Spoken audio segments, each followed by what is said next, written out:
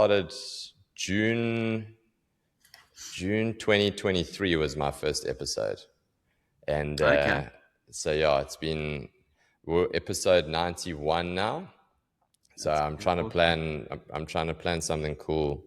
Get a lacquer guest. Not all my guests are lacquer, but like get like a dream big for the 100th one.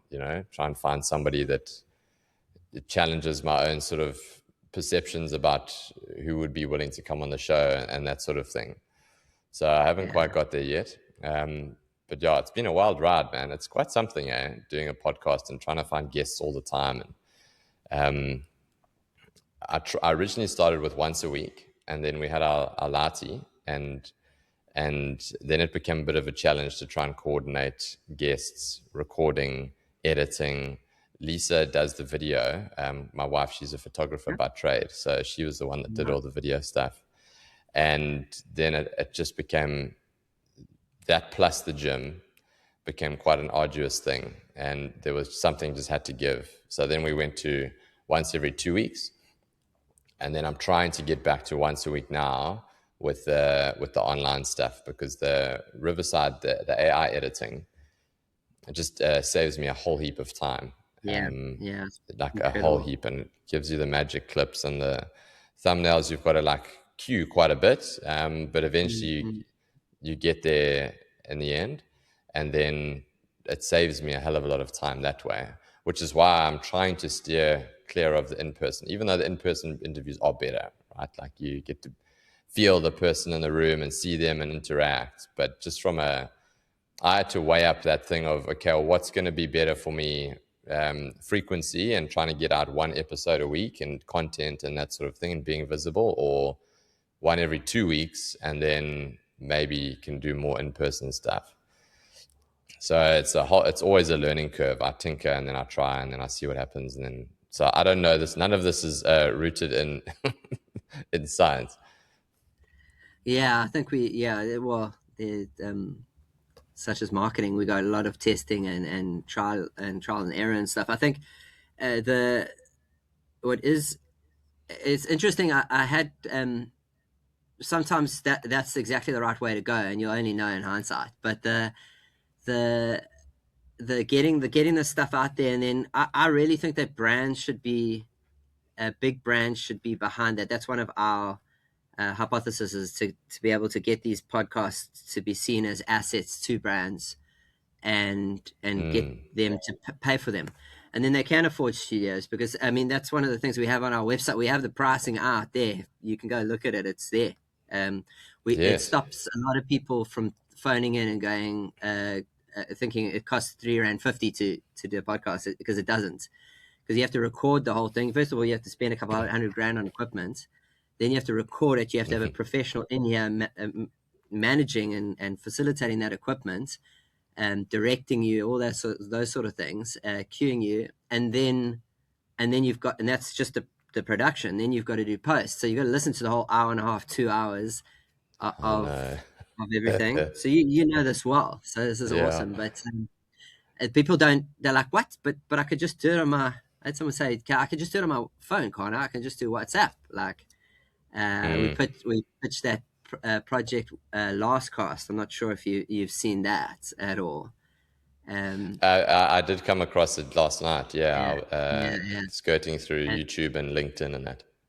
And someone was like, "Yeah, but I could just record a final message, a final broadcast on my phone, and that could be my message to my loved ones or to the public or whatever it is." Because essentially that's what last cast is. I was like, yeah, you could, or you could have a studio experience and you could do it like that, and you could have it done professionally, and so, but and that's why I really like the pricing up front as an anchor. I mean, most people look at it and then they, even if they don't see it and they come in, they often want, I'd say 9 out of 10 people that approach us want something else anyway. They want custom, they want to do it twice a week, they want to do this, they want to do it on their premises. Is different to our in-studio pricing.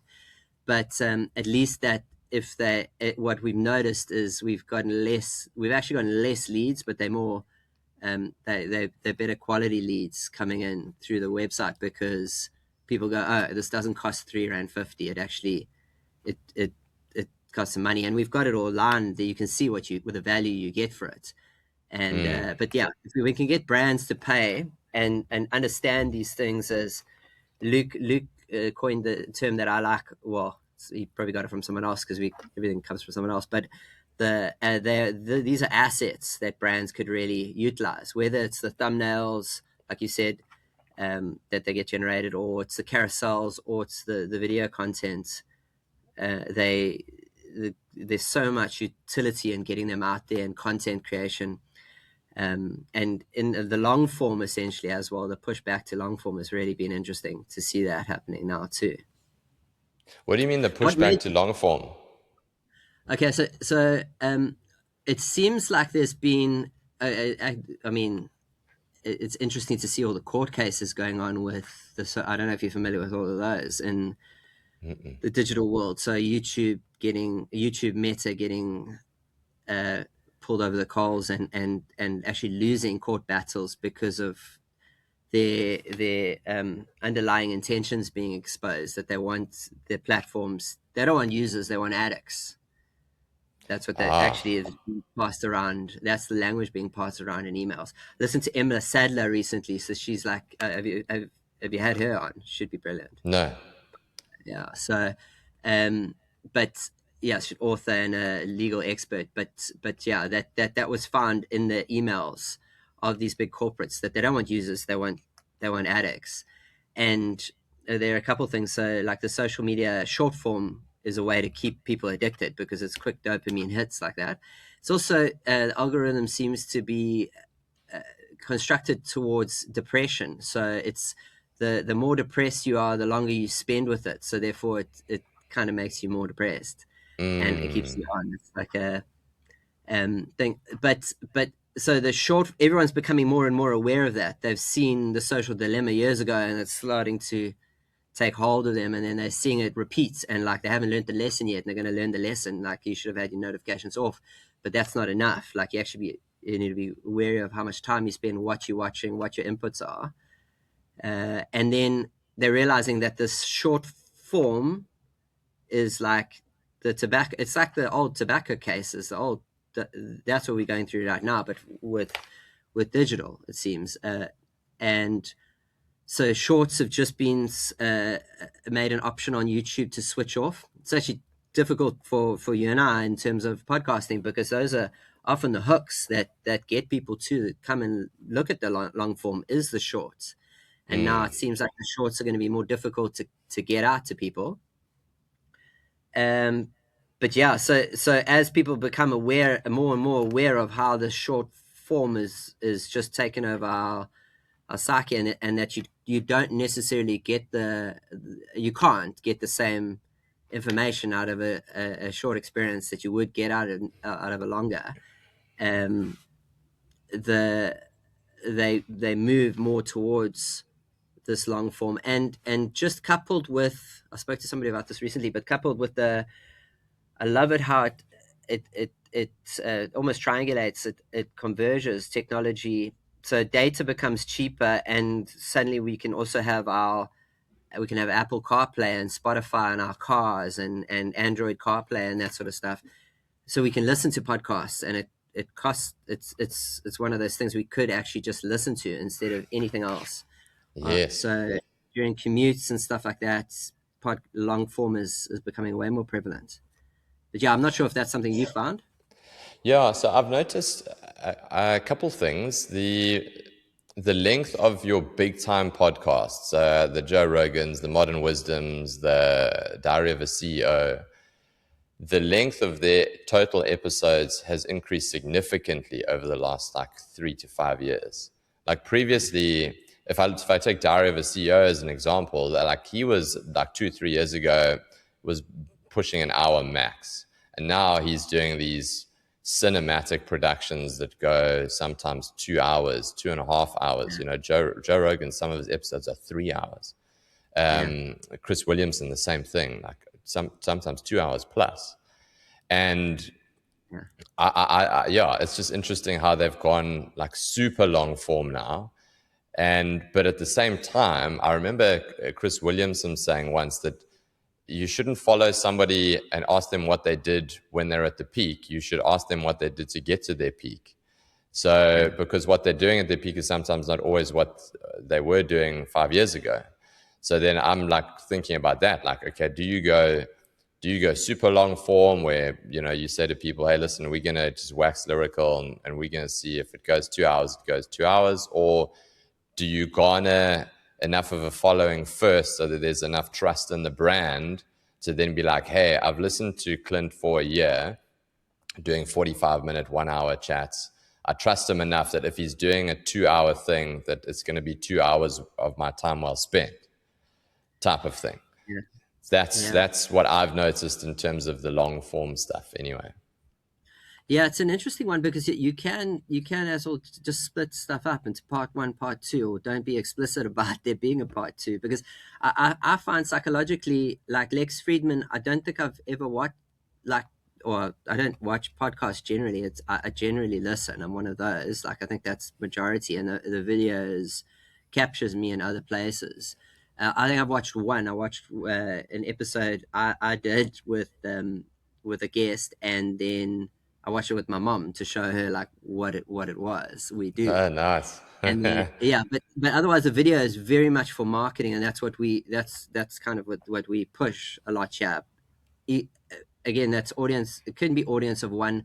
The numbers on devices are telling us that mostly smart devices are being used actually. So smart TVs and people, and then, but again, these numbers are coming out of America, so it's difficult to say exactly, but then they say that these podcasts are on, or this long form content is on when they're doing other things. So in the kitchen or somewhere doing something, and they're still just listening to it.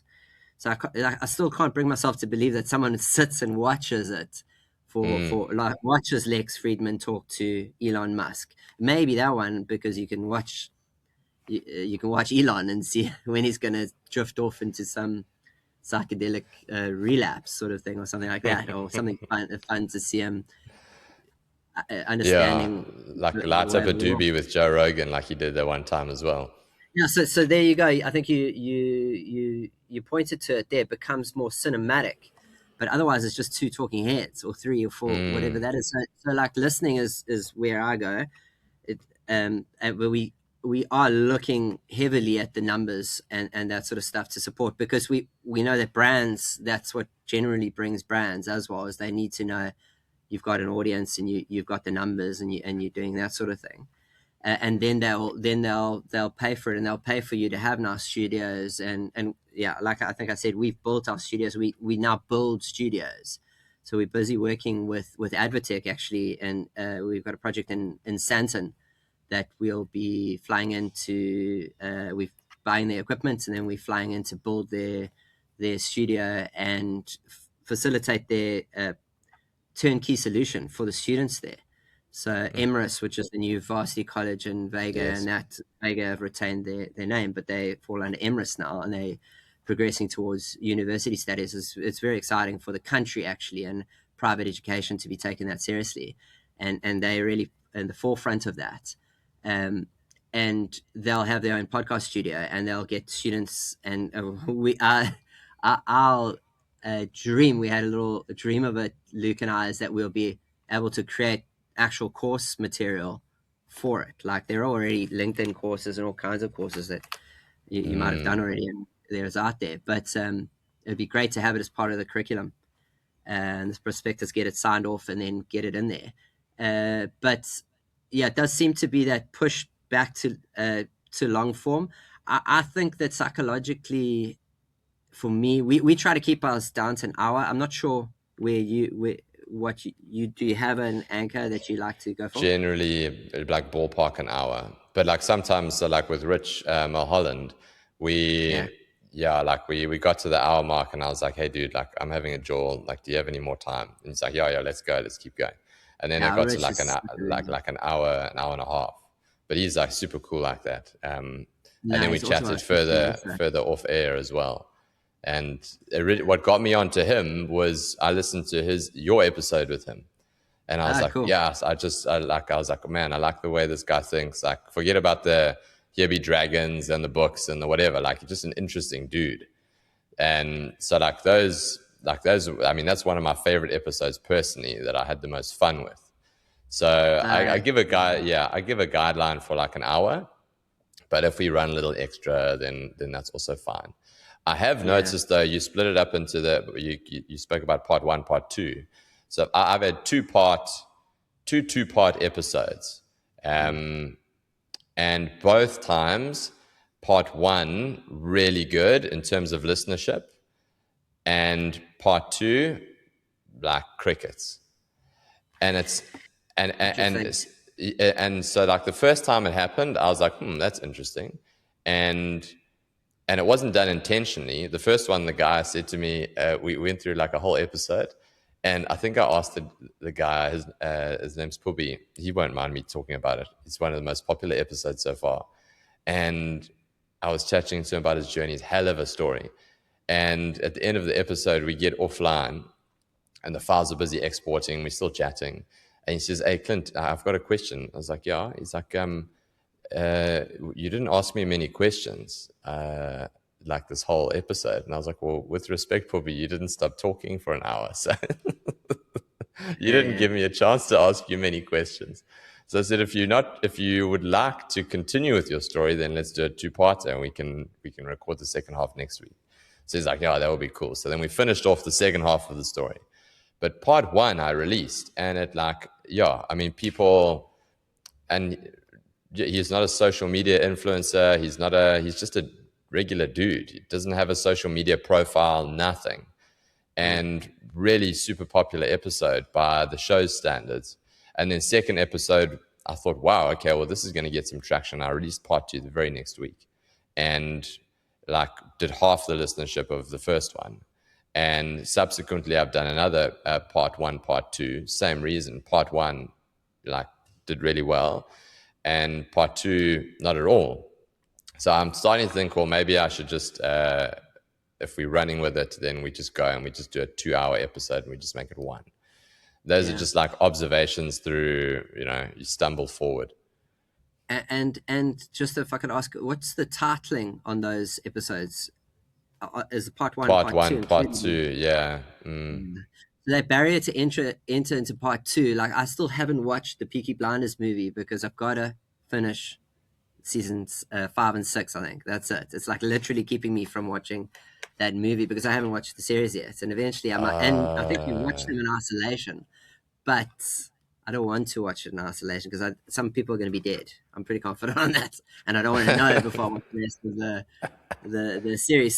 So like people, I think there's a lot of psychology behind it. Like the Lex Fridman, I've never watched or listened to a whole Lex Fridman episode, but I'll listen to 10-minute clips of him for sure. Same with Joe Rogan, I struggle. I'll listen to a full episode of his with Jordan Peterson, Sam Harris, those characters, like the guys that I follow anyway and look at, and Chris Williamson that you mentioned.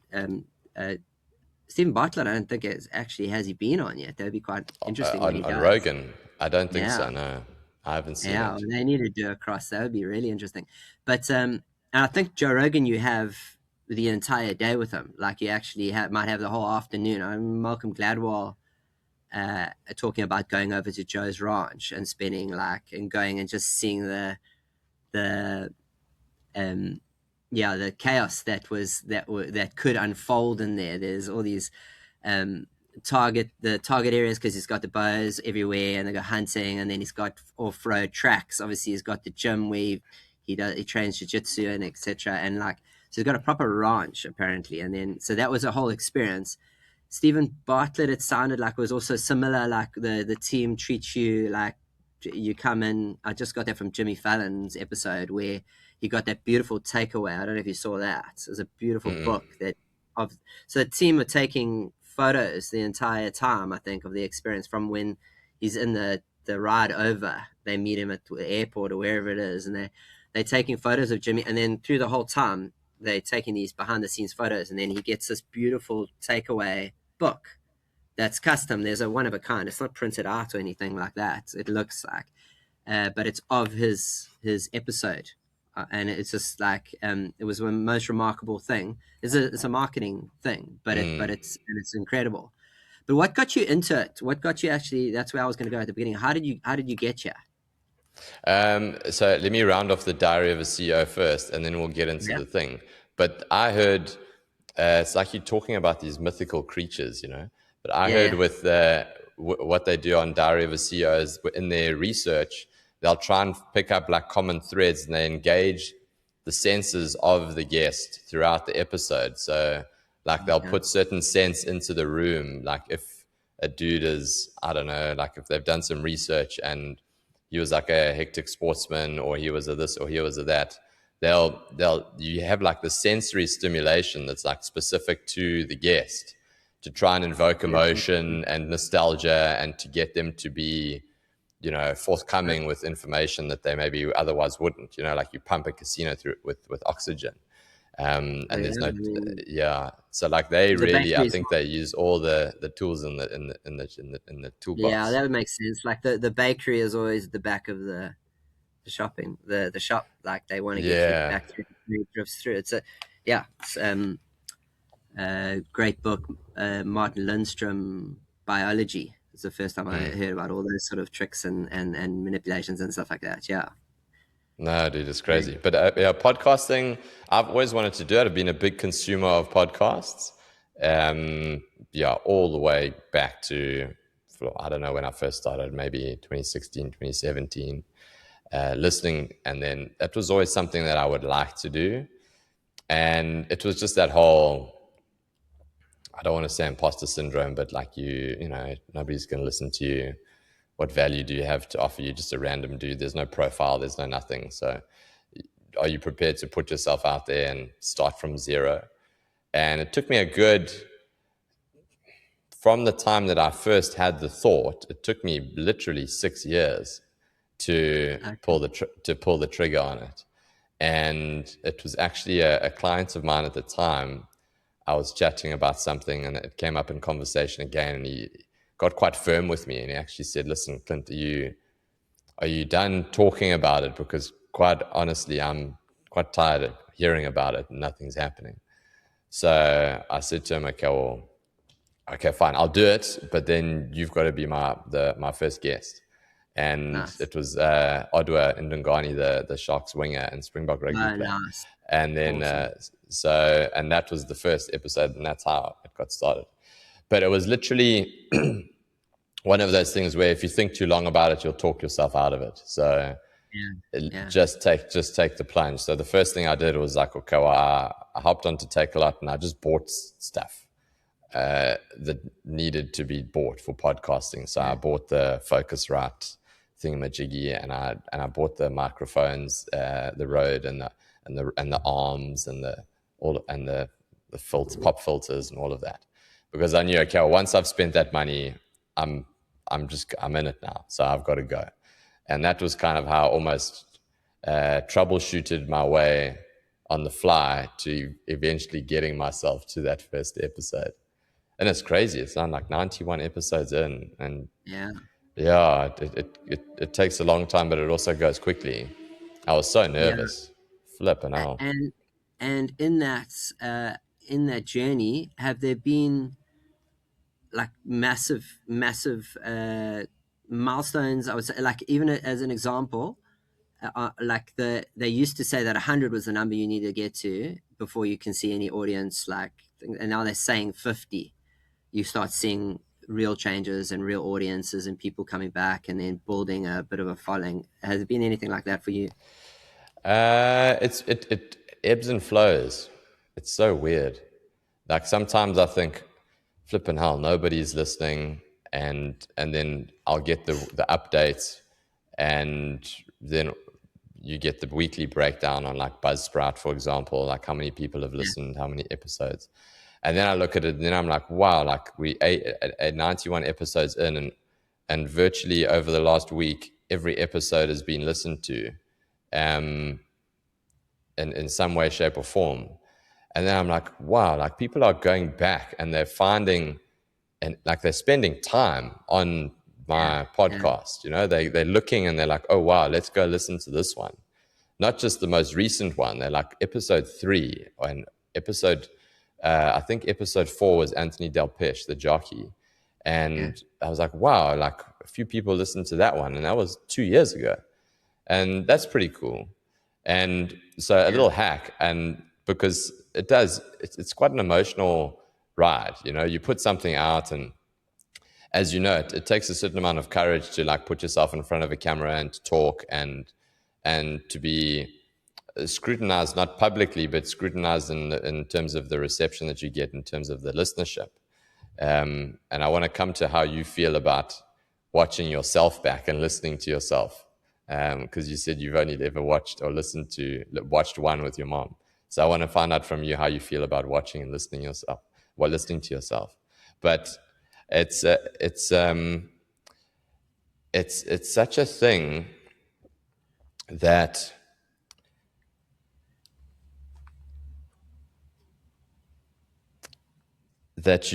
somebody once said that if you're feeling despondent about your podcast and the listenership and the numbers, he said, imagine if those people were all in the room, and it completely changes the whole perception of what's going on. So like, let's say you've got 50 people listening to an episode, and you're like, bloody hell, man. I thought I'd be further along by now or whatever. But then you think, okay, well, what if 50 people arrived at a venue and it was me talking and they're listening to me and they're watching what I have to say? You're like, wow, that would actually make me feel pretty damn stoked. Like, that would be pretty awesome. And then but it's exactly the same thing. It's just you're not seeing the people, you know? And that was quite a big perspective and perception shift around how I view the numbers and how it progresses. Because I think an episode is going to do great. Like, I really think, wow, that was such a cool conversation to have, and the guest, and we connected, and there was banter and whatever. And then like nobody listens to it.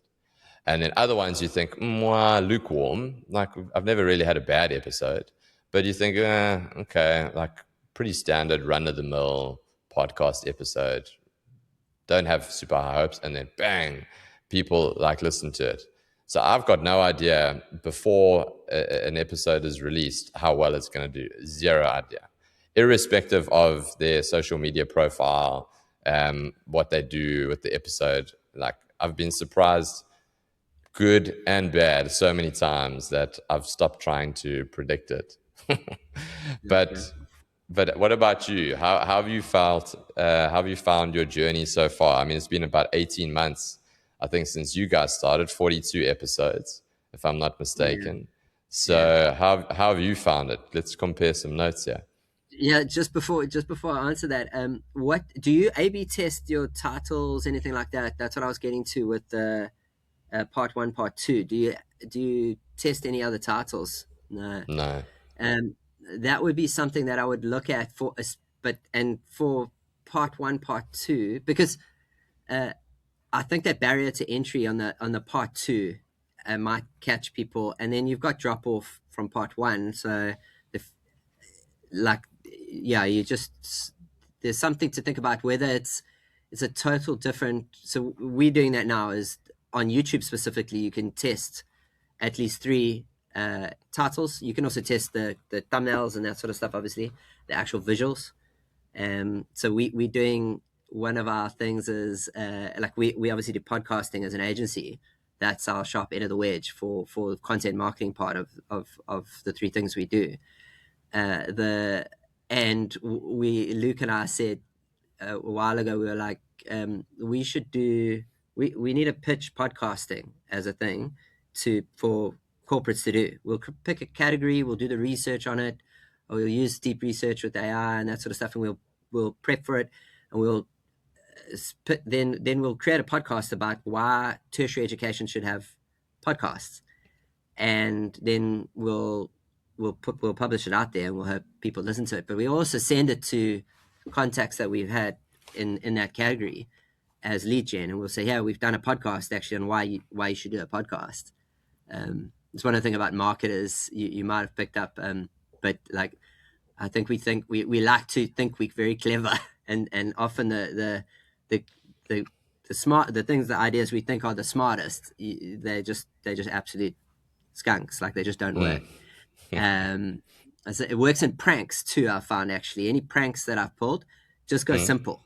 Don't go too elaborate on a ridiculous prank, because I've had some ridiculous things that I pulled off and they just don't work because something will fall apart along the way. Yeah. Just go with putting the person's mug in jelly or tinfoil in their desk. It's simple, brutal, simple, easy. Go do it. Yes. But yeah, so we came up with this. Is actually from Rich Mulholland. Speaking to him and reading the book, I've read Here Be Dragons, and then I'm still busy actually with Relentlessly Relevant. I'll be honest, but I had to summarize and get through it before I met with him. That's what I love about actually having guests on too, is because it's forcing me to read, because all I was doing was listening to podcasts. Just that's and I wasn't actually reading anymore, and this is forcing me now to read, because I read, like Oscar's book I'll read before he comes on. Pepe Maria's book I read before all these people I read before they come on. It's brilliant. I'm exactly the same. I agree. Yeah, so Rich, I read a couple of his books, and then I was busy with that Relentlessly Relevant when we picked him up and brought him through and did the whole episode. Such a good book. And one of the things I got out of it was that red team, blue team. Are you familiar with that? Did he talk about that with you at all? No. Tell me.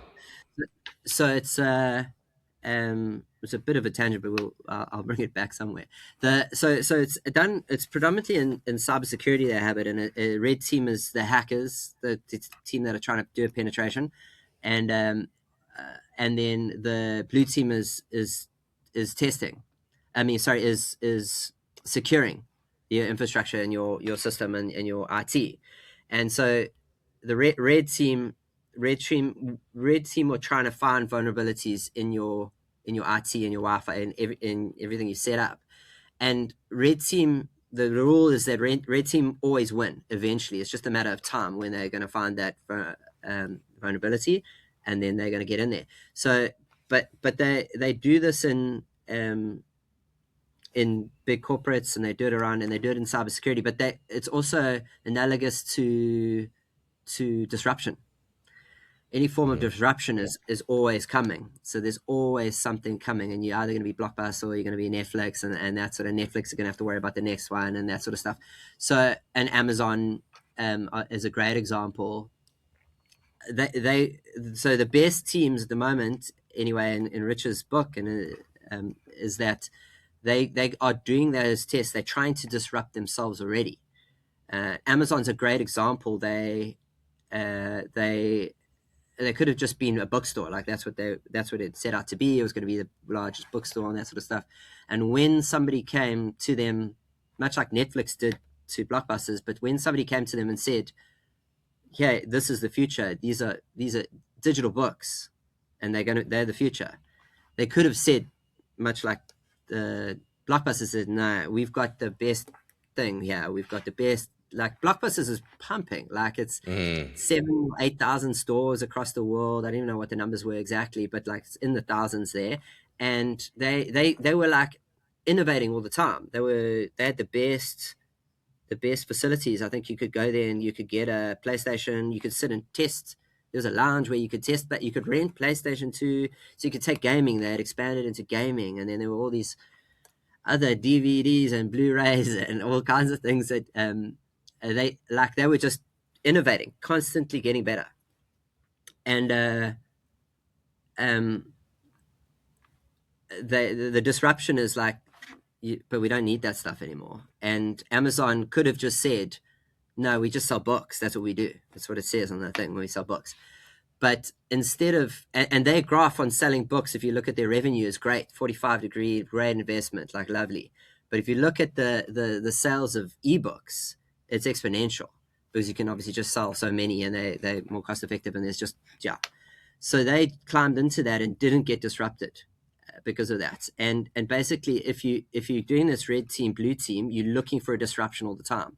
So how we did that with the podcasting, because it came back to like 6 months later, we were still sitting on this idea. Like 18 months, you said we've been. So, and we launched those pitches, Tim pitches, about probably 6 months ago or longer. So it was very early on to our podcasting journey. We thought, well, we need to pitch this more, and we need to pitch it.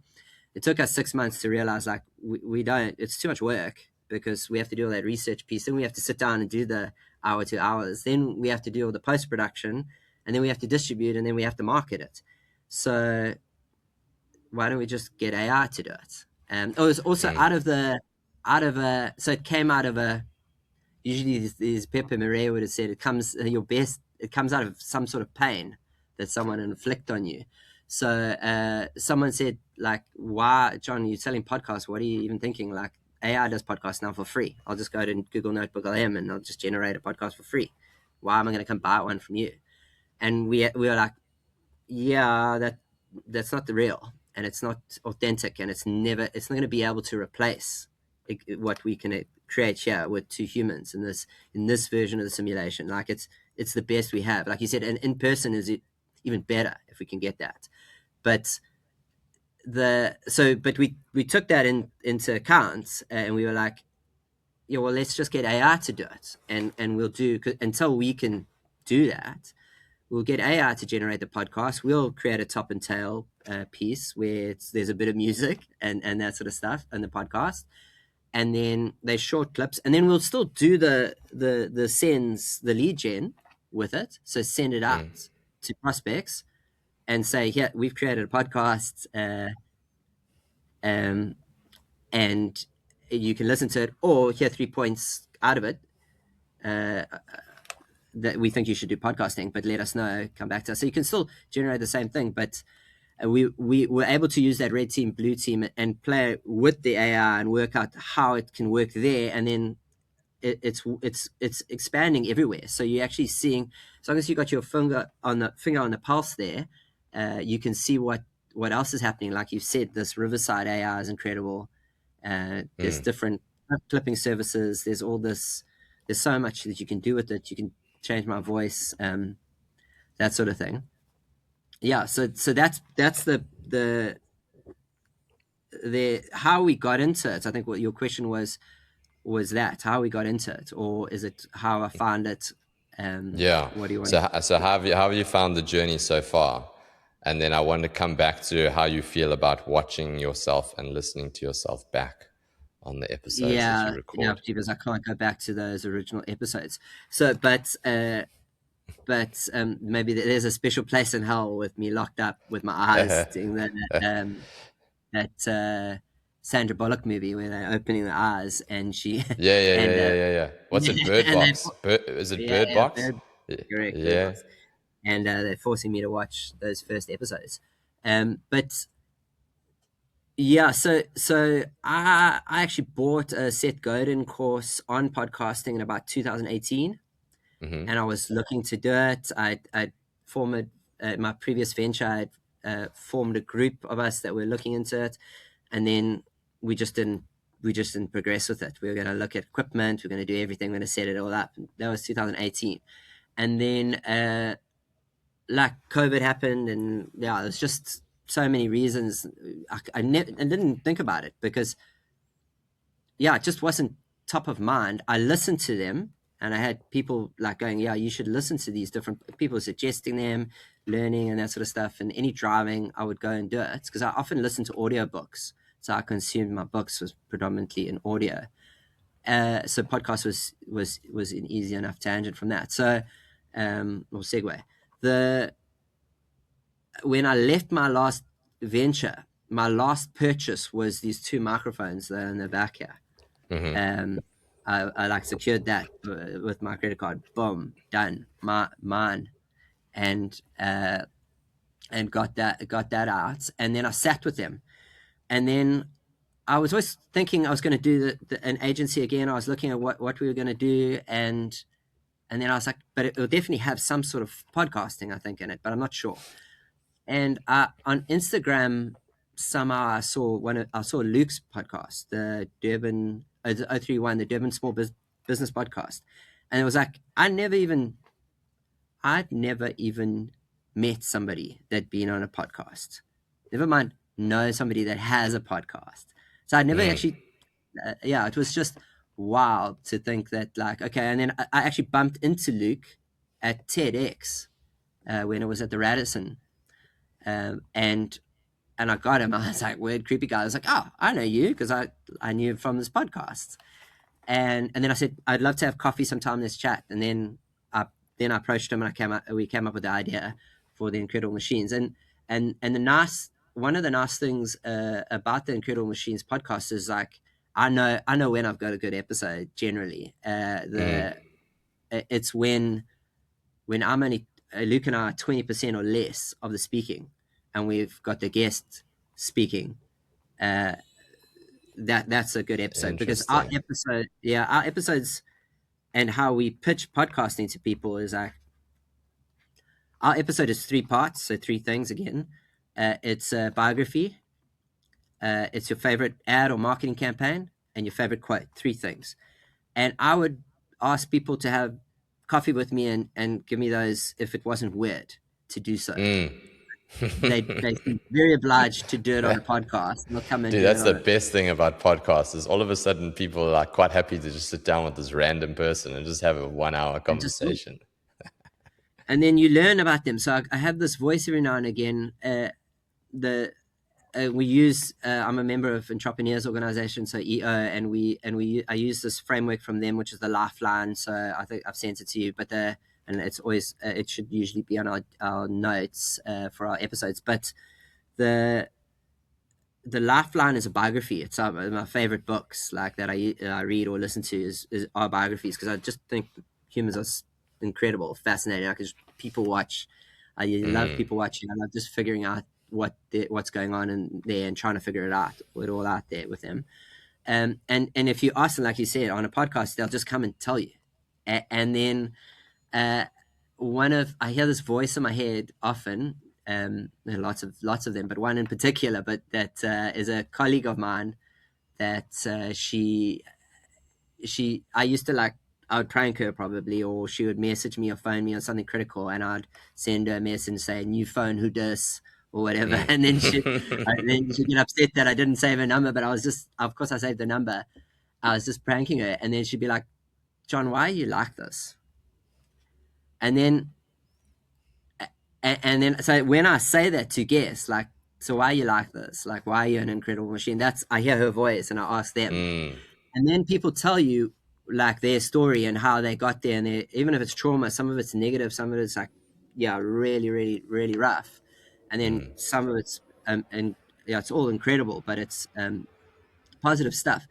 Any learnings that I can get are for me first. I've learned, like, I get to learn from the individual sitting next to me, and that unit shares with me. And then if I ask the right questions and I've done enough research, enough prep on my side and that sort of thing, then I get to share that information out with the world. And that's one of the most incredible things, is, like, we just giving it away for free. So like, you can come and listen to Oscar Chalupsky. You can listen to these Rich Mulholland, like you said, your episode with him. Like, you can come and learn from Rich Mulholland. He trains. I was in training with him yesterday. He for an Ignite talk that I'm doing, and he trains TED speakers, people that go on stage at TED. He trains the them. Story to Stage program. Yeah, and just he's their affiliated coach. Like, he trains. So, like, what an incredible machine. So like, you can speak to these people and they'll tell you things and they'll help you on all the questions, all the things, how they got there, what they did differently, like, from random things. I think, like, the seemingly random, but, like, I had a doctor on here before, and she was just she's one of our clients. Like, we've got a client here, DOGM Africa, that sell x-ray machines. So she buys x-ray machines from them, and I met her via that. So she's got many practices. She had a lovely purpose line, and I just thought she was awesome. So I started talking to her, and she was incredible. So I invited her on the show. And then I realized one of the things that she got, how she got to being so incredible, is she just did group learning. Like, I never learned in groups when I was growing up. Like I never went to like somebody's house and sat with mates and did peer-to-peer learning. Like she would not only do that, she would organize it. She would organize peers to come. This is in university level too, huh? And then, but all the way through high school, she said she would get peers to come over and they would have like a social gathering, but it was to learn that thing, or that book, or that for that test. And then what you get there is that you get like you don't have you've changed the barrier to the information. It's no longer this lecturer that you might be terrified of, or speaks this convoluted language that it's your peers speaking to you, and you're expressing yourself back to them and trying to train them, and they go, no, it's not that, it's that. So it's a safer space to get stuff wrong. It's just all these things, and I was like, oh god, like I wish I'd known that. But now my kids do. Like now I know my kids are going to do peer-to-peer learning. And we do peer-to-peer learning as a team. We share every morning. One of the things we do is like a newsroom. We report on 3 things again. AI, sorry, it's all powered by AI, but it's like because our 3 things are development, performance marketing, and content marketing, with podcasting as a sharp end there. So people bring a piece of news every morning, and that's what we go through and share with each other and stuff. But like that peer-to-peer learning was just like, I got that now and I'm using it, and then I give it out as a gift, and people can just I don't know if that's something you get on your from you seem to light up when I said like the learning and giving away for free, if that's the part that one of the parts that excites you the most. Yeah, it's just like, it's like a cheat code, isn't it? It's like being able to just sit down and pick people's brains. It's like reading. You take somebody's life, like you read biographies, and the most valuable things that they've learned and accumulated over their entire life, they put into this little condensed version of something that you can read and finish in a month, for example. And you have access to that information. And it's the same thing with like having a conversation with somebody for an hour. It's almost like the rules of the game have been predetermined. So by somebody willingly accepting to come onto a show and to be interviewed or to have a conversation, they're willingly engaging with like, okay, I'm prepared to answer pretty much anything that you ask me. And I've never had somebody in 91 episodes say, listen, I'm not prepared to answer that. And I don't know about you, but that just the terms of engagement already being predetermined just makes for such an interesting conversation, and you just learn so much all the time. And that's such a powerful thing. What has podcasting taught you? One, about yourself. What has your journey taught you about you? And then a 2-parter. I keep going back to these 1 and 2-parters. It's becoming a habit of mine. The 2-parter, the second one is that what has it taught you about other people? Sure. I mean, it's difficult to nail down into part. I mean, so like just briefly, our show is a sampling exercise for people that should have a podcast.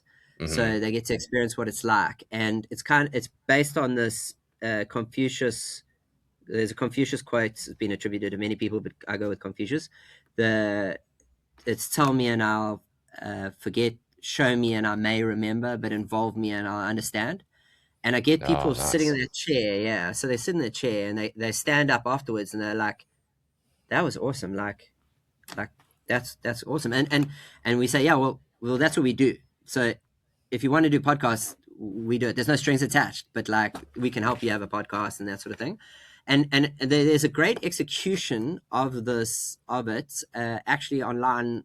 Joe Rogan, his first podcast was with Tom Green on the Tom Green Show, and it's like 2007. And he sits down, he's talking, and then he says somewhere in it, he's like, Tom, like this is incredible. Like we need to figure out how to make money out of this. Like we need to do this. Like it's just amazing. It's such a great format. And then 2 years later, he launched Joe Rogan Experience, or his podcast. And then 10 years, probably less than 10 years, Spotify were offering that. I think their first deal is rumored at about 150 million. The latest deal is rumored around $200 million. So like, it's that, like our podcast is, I'm not, the aim is, the primary goal is not to necessarily be Stephen Bartlett or Joe Rogan or those mythical figures we were talking about.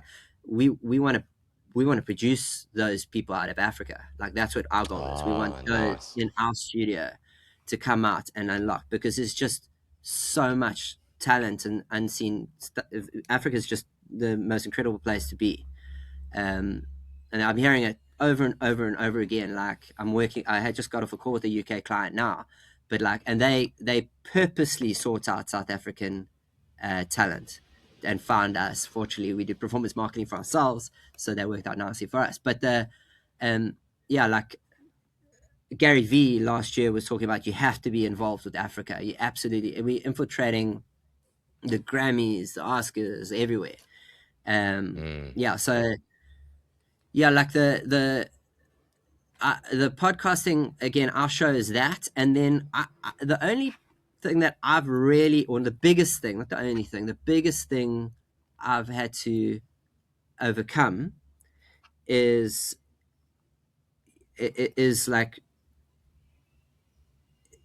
getting to a place where I could go in front of the cameras and I know that there are potentially millions of people looking. And all I see it, when I first see this light and there's cameras, I was like, all I could see were the millions of eyeballs and the criticism. And then I had this session with my business coach, and she's like, I think it was the beginning of the year, and she said, or end of the year, because we launched it at the end of the year. And I think I said, for next year, I'm working on my perfect year, what I want to accomplish. And I wish for more critics. And she said, like, well, that's a strange thing to wish for. Like, that's you really mean that? And I think I was like, yeah, I do. I wish, like, I wish people were listening, and then they could actually feedback. I love it when people comment or when they have something to say. I get to figure out what's signal, what's noise, and some of it is signal, some of it is noise, and it's just like my three things that I have, like, and where you reached out to me on that talk. I only got to the third thing because I got totally humbled by somebody told, like, and being able to keep the ego in check that one time that I did, keep it in check, and then I could get better because of it. So like that if you can get the right, like, obviously it's better. I prefer my team to tell me, yeah, and go like, John, your shoes are on the wrong way around. Like, don't walk outside, because they love me. They can't, like, the rest of the world not gonna. Yeah, they're just gonna laugh, and make more videos and memes about John's shoes being on the wrong way around, and they're really gonna be critical, and I'll never live it down. So I'd way rather it be closer to me in proximity, but I think I had to get rid of that fear of, like, everyone's gonna think I'm a joke. This is ridiculous, and there was actually you haven't had John Sana yet, have you? No, I had Eric Kruger on, yeah. And I saw that. That was cool. Also incredible. The John Sana posted this a quote I go to often, and it was something about, like, when people in their 20s and 30s, they care about what everyone thinks. And then when they get to their 40s and 50s, they don't care. They're very defiant. We don't care. We're just going to do it. I'm going to walk out of my jammies, my slip, whatever. So we don't care about what everyone thinks. And then you get to their 60s and older, and they realize people aren't thinking about you at all. And I like to flip stuff as soon as I can, if I can. I wish the opposite was true. I wish we did care about each other more. We did think about each other more, but, like, we generally don't. So actually, get in front of the camera. People are not worrying about me. It's 80% the guest, so I'm safe. The next big hurdle I had to get was I felt, then I started to feel responsible for, like, the guest having a great time and having a great episode, and being an incredible machine, because they were an incredible machine. I had to reflect them as that, and it would almost choke me. Like, I would almost be like, I want to pull the cord and call in sick that day every single time. I still do. I still feel like I want to go vomit, like before. I'm like, thing. and then but I know that afterwards I'm gonna be bouncing off the wall. Like it's like the Yeah, best thing. Like it's I a can cool see, feeling, dude. I can see, like I can see you've got it. Like it's like a surfer, and only a surfer knows the feeling. Like it's one of those things you once you get it right, like you have it, you're just like, yes, it's amazing, and you've got it. And then again, it's about them, um, and that's the best thing. I think it's really been it's such a gift. Like I can be selfish and ask the questions that I want to ask. I ask from the audience and from the team and that sort of stuff, and that's very helpful because I've outsourced everything to them. But at the end of the day, I'm the one who wants to know how to, like, when I have a mzor on as a DJ, like I want to understand how that is because I've never done that before, and I won't do it in this iteration. So, yeah, like it is such a gift. Don't know if I can say more about that. Yeah. What about your talk? The three things. Yeah, so sure. So that's actually ends at the podcast. It ends at the formation of the podcast. So the three things starts. I've always had three things for whatever. I think a lot of us are raised with like things happen in threes. We told that like if there's marketing leverages it all the time. Three things. I think three is a really easy number, but it's like in the research I've done, it's obviously a holy number across religions, but definitely the Holy Trinity, that sort of thing. Then it's where you can start to create rhythm is when you have three things, and also the first place you're able to identify pattern is when there are three things. So the three things I used to have were, and I still have, is like be good, have fun, enjoy, and it's just a thing like a mantra I used to say, like just like it's like kind of I loved Google. I still love Google, but I love their initial "Don't be evil" unwritten mantra that they used to have, and that was so be good. Like when you're being good, just do that. Have fun is just like it's kind of it's all fun. So I've paddled out on the North Shore pipeline and been returned to the beach by the surf and had to carry on pushing and doing it again. And then you're having a tough it's a tough time, but you're in Hawaii, like you 12-hour difference. It's the other side of the globe, so it still has to be fun. Like it's got to be fun. Like even though it's just what fun is it? It's like difficult part of the fun. So it's difficult for fun, and then and then enjoy. It's kind of like smell the roses. Like I love. That's one of the things is that just the title of what Joe Rogan has going is such a beautiful thing. The Joe Rogan experience, because this is all experience as I understand it. So enjoy it. Like enjoy that experience. So that's what I always had, and then I got tricked into tease him, but Anton, my financial director, went with a group of about four guys on a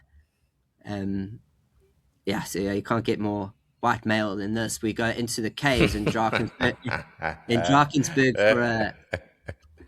for a sleep over in the caves. So 10K hike up the Drakensberg mountains with the big backpack on. Southern Drakensberg. I must get this right. Okay, so we're going into the caves. I was about 5Ks in when I got bitten. I didn't really get bitten. I more kicked the thing in the face. Like it attacked me and I kicked and I didn't even really see the snake. The snake was behind me by the time I was carrying a 20 kg bag. I didn't even want to put the bag down. The guy behind me said, "Scream snake." I said, "It got me," and like was upset about it because I was like, and it hurt. It did hurt. It was like like getting a kind of a injection, like one of those syringes. What did you get bitten by? It was a puff adder. Ended up being a puff adder. Yes. But I didn't know anything about snakes. Like I don't know now. I know there's all these venoms and they do this and it's all that and it used to be like I learned so much about snakes afterwards. The puff adder used to be known as causing the most deaths in Africa. Like it's a serious snake. So and for some reason it seems to be the case that often number 2 gets bitten, by the way, so everyone listening, Just know that when you're doing your hike. Number 2, it's more likely to get bitten. First one disturbs the snake. Second one gets zapped. That's I don't think there's any science behind that, but that's what I've heard. And were you number 2? Anyways, yeah, I was number 2 in the line, and I've been number 2. I'm a really good number 2. It ties into like a decent guy joke, but there's nothing like a real good number 2. I that's what I am on the podcast. That's what I am in my agency life. I'm a hype man. I'm number 2. I'm here to make other people look good, to shine. That's how I shine. And I love that. So anyway, but when you're in a queue, just be careful when you're on a hike, because number 2 is generally the one that gets zapped. I thought I was going to die, like literally the 100%. The way I looked at those people's faces afterwards, they were like, they're like, I must cue the music, cue the curtains. And fortunately, Anton is so organized. He's incredible, and he like phoned people. He had people on speed dial and all this sort of stuff in the middle of nowhere, barely any reception. 5Ks in, these rangers extract me in out of the berg, but they come on horseback, and I remember they getting there, and like it was like they asked the first, can you ride a horse? And I was like, yeah, if my life depends on I can ride a horse, but I should actually know how to ride horses. I'm actually from a family that's like would be called horse people. What would they call horsey people? If you know my surname Oliff, you would probably know they're horsey people. So I should know how to ride a horse. Anyway, I jump on, but the whole time how the three things really start is like I thought I was dead, and now all I needed to do is get back to reception, and I could phone my wife, tell her I love her, and I just needed to get a message out. I needed the message to be as ubiquitous as possible. So it had to be something like I guess something you would have on your tombstone. So it was something that would make an impact to as many people as possible. That's what I thought. I took that on my shoulders for some reason. But I thought that's what I felt inclined to do. Like I needed to get something out. There's so much that I had to say, and I needed to say something. Anyway, I got to the ambulance, and the guys looked at the bite, and they circled like they took me. It was like a 40-minute trip to Hilton with in the ambulance, and I got there. They circled it with a permanent marker and watched the venom sort of see where it would go purple, and my foot would go purple, and then they'd apply the anti-venom if necessary. And it didn't. It was a dry bite, so it just went purple right by the bite, and then that was it. It didn't move. So I actually got out of hospital that Saturday afternoon and went home and ruined everyone else's hike and stay in the berg. But I went back. Was it sore? Was there pain after the bite? Not in comparison to what I've seen Parfata bites do. But the first lance was incredibly sore, and it was a baby Parfata. So they say the babies are actually worse because they don't regulate their venom and how much venom they deploy. So it just deploys, but fortunately it seemed like I had a dry bite. Anyway, Sunday comes along. Monday I'm back at work because men, I think we like, like my dad. Now you got to tell the story, you know. Yeah, and now I got to tell and my dad is like this too. My mom would be like, "You're sick. You need to go. I mean, your leg's falling off. You need to go to the hospital." And my dad would be like, "Nah, it's fine. It'll grow back." And like we particularly stubborn when it comes to any vulnerability and that sort of stuff. So back at work on Monday, but by 11 o'clock I kind of tapped out and I was done. I couldn't do it anymore. I was just like fevers and I had all this weird, like I was feeling nauseous and then I wasn't. Anyway, I went home. I just went to go rest and sleep it off and carry on. And then by the evening, like 11 o'clock at night, my wife convinced me to go to the ER. So I go to the ER. Apparently I'm bright, I'm yellow, I've got jaundice, I'm done.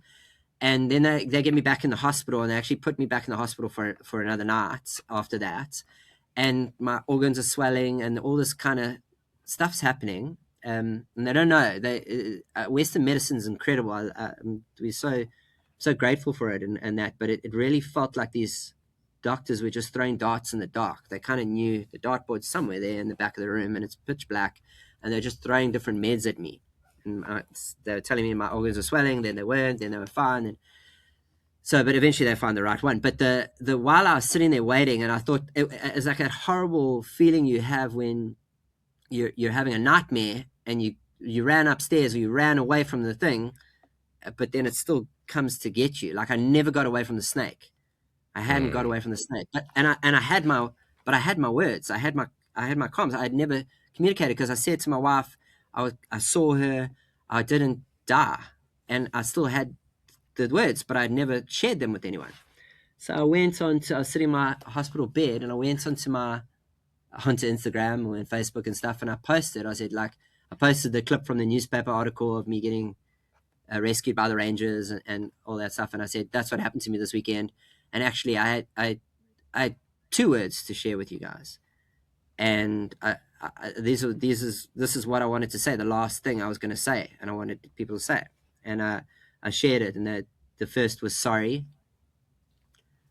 and the second was I love you, and that's all I wanted to say. And like I left it, and I went off social for. I probably went back into a little nap. I came back, and my social had blown up a little bit, and people were like, "Wow, John, this is like interesting." Some people are like, "Geez, do you need a hug or sympathizing?" But some people, the positive stuff that had come through, had said like people don't do this. Like they go through these experiences and they don't share it. So well done for sharing it. It's like a participation prize of sorts. But like well done for sharing it. It's interesting and that sort of thing. And then I had one that came back, and she said to me like, wow, she just ripped me a new one. But basically, I remember the first word was surely this is not the time, and it went on from that, and it just criticized my message like pretty hectically. And I was like, I mean, it was sorry and I love you. I don't think you could go much wrong with it, but like I was irritated and I rage sort of replied back, and then I held it back, and then I was like, no, I'm going to leave it for a bit. And I don't know if I slept on it or what I did, but like I was in the hospital, so I was just sitting there waiting, and I'm like, irritated because my ego had been damp. Like really, she got me. Like it's a hectic. I basically give your heart out there, like your last words, and someone tells them they're rubbish. And then like hospitals are a weird thing. So a very weird, very strange place, very interesting places, because like you go to hospital, and that was the first time I ever really felt like that. I didn't know if I was coming out because the snake got me.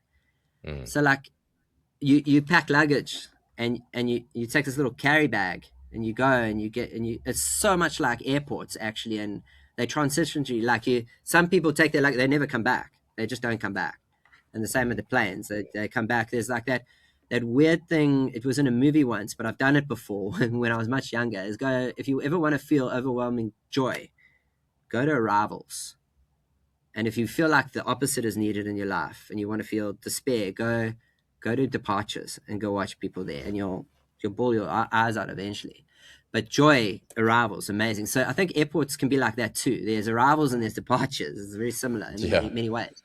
So I was thinking, as I do, and I remembered this like experience that I had at the airport, and it was like one of those things. I'm sitting with this like feedback, and what am I going to do with this? And somehow I start thinking about like this airport experience, and I remember I'd had this really, really, really tough feedback. Actually, that's probably what linked it. And I was busy relaying the feedback. I was in the lounge in the Cape Town airport, and I was relaying the client feedback that we had. We're going to lose the clients, big thing. We're going to have to make big decisions. We got up to 70 people at one stage in my previous venture, and like we were losing this big client, and I had to relay that information. I could hear my financial director, Anton, who was on the trip with me. He was on the call, and then my ex-business partner was on the call, and they were just like, it was sullen and downtrodden. That was the vibe of that call. It was just like they just like mirrored my energy, the depressed tone. Like, yeah, this is what happened, and this is what we're gonna do, and just started looking at this and then like I turned around, and up the stairs came like the head and shoulders, just like a silhouette at the time, but like I knew the silhouette immediately, because you just know that silhouette. You just know exactly who it is. And it was Brian Habana. And I don't know if I like I don't know if the weekend before I'd been watching the best Springbok try, best whatever it was, and I'd seen multiple Brian Habana tries. Like I've always been a huge fan and all that. but like something, he was in my radius, my cognition, like he was there already. And he yeah, so I said on the phone immediately, I was like, guys, Brian Abana just walked into the lounge. I'm gonna go say, how's it? Like this is the best day. Like, this is amazing. I don't care about this other stuff. Like, this is just the best day. It's like, he's right here. So that, and they changed weird. Like, they changed, I can remember their tones changed. Oh, that's epic. That's awesome. Go say, how's it? Like, da, da, da. So I got out as soon as I could, but he had already sat down. He was sitting opposite me, and he was typing away on a laptop, so I couldn't interrupt. I didn't feel like I could interrupt him. And I'm not like a selfie, go take a selfie with him. I'm not one of those guys, but like, he looked too big for his lap. It looked like he had a BlackBerry on his lap. His shoulders are so big, and he's like tapping away, like plugging away at this thing. And then they call my plane. They call it again. The third time they call my plane, I get up and I close it. And then he like closes his laptop, and I'm thinking maybe he's on the same flight, but he wasn't. But he closes his laptop. As he puts it away, I like slide into him, like I'm sliding into his DMs, and I just say, Brian, like, I've had such a bad day. Like, I didn't say that. Brian, it's just such an honor to meet you. I just want to shake your hand. And then he's so well trained. I don't know if have you met him before, because he's spent time like that, isn't it? But he is so well trained in media, and he's just so like, he's just incredible. So he just immediately just knows to turn it to me and go like, hey, how are you doing? How's everything? How's your day going? Like, what are you up to? Like, starts. And one of my superpowers is being awkward. I think I mentioned. And I just turned that on as I got a multiply. I got a Mario star hit me at the same time with it or something. But I just looked at him with a mouthful of teeth, and I said, I don't have anything else. Like, I don't have it. I got to go catch my plane. And he just like, he just looked at me, and I was like, and then like I turned away and walked onto the plane. And then I had that Cape Town to Durban flight for 2 hours. That's fun, especially when the voices now in your head are going, is that what you just did? That what you just did? And they're all just like, it's just horrible. But anyway, by the time I got landed, I like had my phone ready with the message I was going to send to Brian Abana, because like I've reined the voices in, they're all cheering for me. I've got it. And I said to him, and it becomes the third part of my message is, I said, like, basically I said, Brian, I met you at the airport. I was having an absolute shock of a day, worst day ever. And then just you walked in and you just changed the day. It became such a brilliant day, and it was the best day. It's an incredible day for me now. It's the day I met Brian Abana, and I just what I meant to say was thank you. Like, I meant to say thank you. Yeah, that's it. So, and he like he replied, or his social media manager or someone replied and said, like, I think I was having a crisis of some sort, and they're like, good, I keep it up. Like, I hope everything's okay with you and that sort of thing. But I had my third word, so it was sorry. I love you and thank you. And sorry is an interesting one for South Africans, because we say sorry all the time. I don't know if you do it, but like I used to do it a lot. We just throw that out, and I think it loses a lot of meaning when you say it. Like, you could just say, excuse me, pardon me. You don't have to say sorry if you got them. I tripped the other day. It happens often, another superpower potentially, but like someone said sorry, like, and I was like, did you do it? Did you trip me? Yeah. We have a bit of a chuckle about it, but we say sorry a lot, and I think we need to be more sparingly with it. I'm not saying don't say it. Definitely say it, but like, it becomes more meaningful when you give it purpose and you make sure it's sorry, because it's such an important thing. And if you do it in a way that you're requesting forgiveness and you actually mean it, I think is incredibly important. Some people walk into the room and they're unapologetically hurt like them. That's that woman that criticized me. She is unapologetically her, and I love. It's also one of the reasons I love her. That's her, but that's not me. I could be better. I could have been better. So we're already at a time here, and like I could have maybe cut it a bit shorter. There's so many things I could always be better, and so I generally start with an apology. And then I love you is still just the thing. I think it's during COVID we realized a lot of how this crisis of loneliness in the world has been exacerbated, and then coming out of it, it hasn't slowed down. I don't think we say that to people, and men don't say that to each other enough. So I'm very proud to say that I love you. And then I was missing the gratitude thing. Like, how could I miss that? I needed someone to slap me in the face with it, and she did. And I was very grateful I actually went back to her and I said, thanks, you've given me I've got it. I've got a better message than I had before, because I'm able to work out what was signal and what was noise. And then that's how the show started. That's how the show is formed. It's the incredible machine. So we get people on to the show that are incredible machines. They walk into the room and they just change the room. That's what they do. And that you do it at different scales. Like you have Oscar Chalupsky and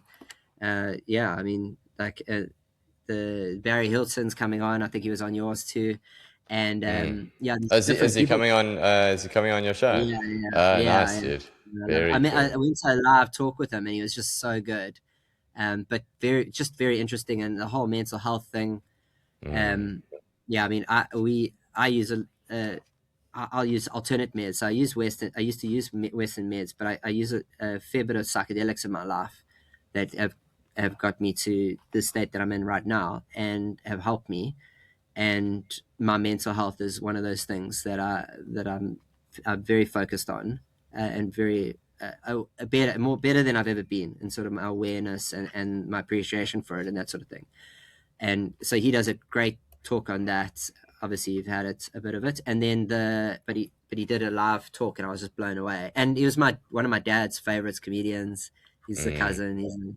So all these people, they should have podcasts. That's our thing. Is like, so we just like to give them that Joe Rogan experience. Like, if you want to, it's like to have your own podcast and then see what messages they get back and what they deliver to people.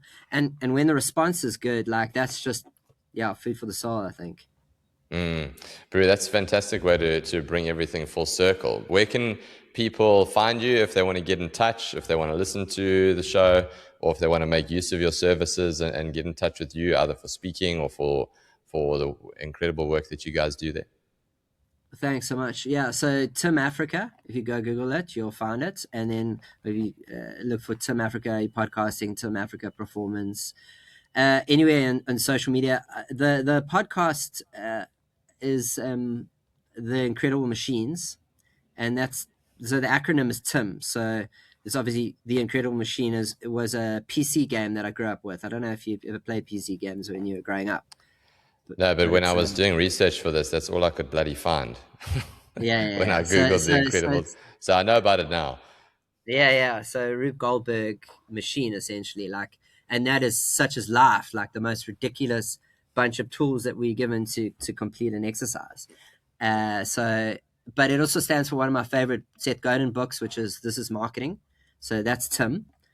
So tim.africa, and then on the Incredible Machines podcast, and you can just reach out on social. We're pretty responsive, but the website should be, that's what we do. So hopefully we can facilitate your needs on email and that sort of stuff. But thanks. Awesome, thanks for having me. Yeah. My absolute pleasure. John. Thanks so much.